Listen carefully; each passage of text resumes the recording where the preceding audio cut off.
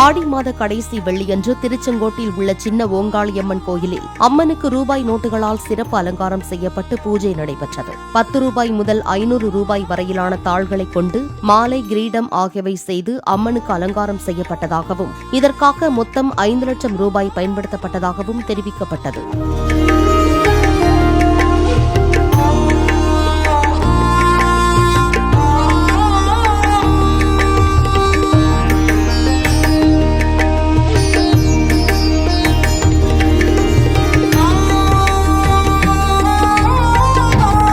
திருச்சி மாவட்ட மேலகல்கண்டார் கோட்டை ஸ்ரீ பாலநாகம்மாள் கோயிலின் கருவறை மொத்தம் 3 லட்சம் ரூபாய் மதிப்பிலான ரூபாய் நோட்டுகளால் அலங்கரிக்கப்பட்டு சிறப்பு பூஜை நடைபெற்றது.